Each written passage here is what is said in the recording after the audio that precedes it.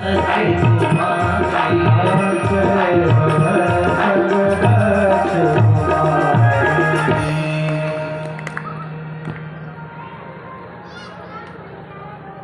है ये? न ये जगत जननी है न भवानी है। चले भवन सद दक्ष कुमारी, दक्ष की जड़मती दक्ष की पुत्री केवल सती है, न जगत जननी रही न भवानी थी।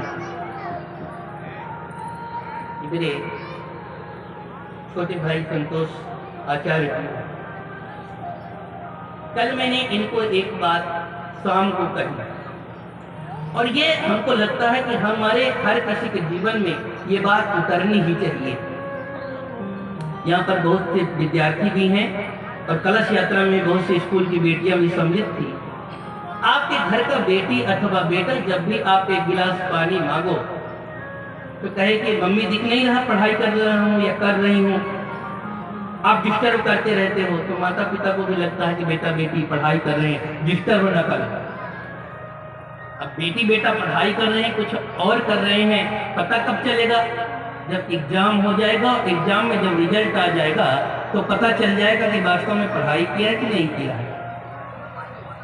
हम कोई काम शुरू करें और उसका जब तक गंतव्य तक, उस मंजिल तक जब तक न पहुंच जाए, जब तक सफल न हो जाए, तब तक उस मेहनत का परिश्रम की कोई कीमत नहीं रह जाती।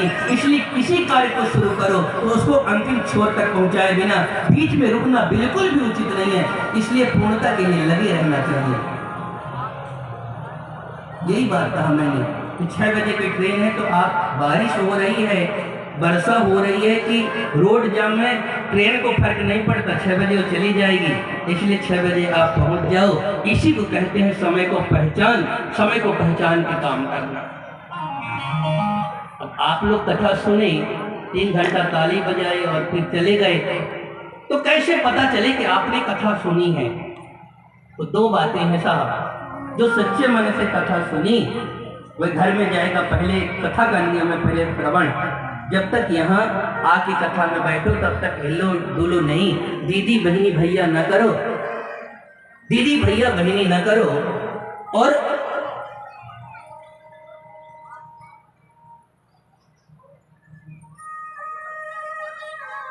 दीदी भैया बहनी छोड़ करके आप कथा को सुनो।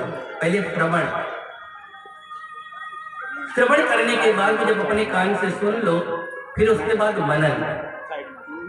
आप मन में अपने विचार करो। जब घर में भोजन प्रसाद शाम का बना लो, फिर सोने के लिए जाओ तो केवल 5 मिनट यह विचार करो कि आज व्यासपीठ में महाराज जी ने कौन कौन कि महर्षि अगस्त्य ने जिन मेरे प्रभु की करुणा के सागर भगवान राम की कथा सुनाई है, अगर उन्हीं भगवान का एक बार निज नेत्रों से दर्शन हो जाता तो मेरा पूरा जीवन धन्य हो जाता, मेरा जीवन सफल हो जाता। हाँ।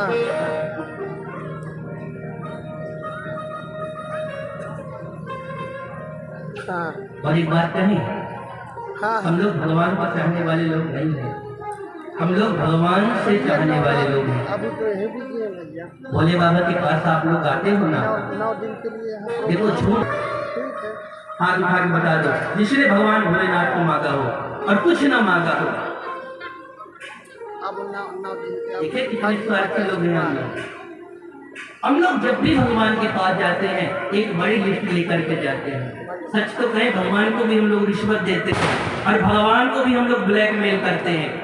हे भगवान भोलेनाथ, अमुक कार्य हो जाएगा तो भंडारा आके आपके यहाँ करूंगा। जैसे भगवान भोलेनाथ हमारे भंडारे के लिए भूखे बैठे हों कि जब तक भक्त आएगा भंडारा करेगा। हम लोग भगवान को चाहेंगे।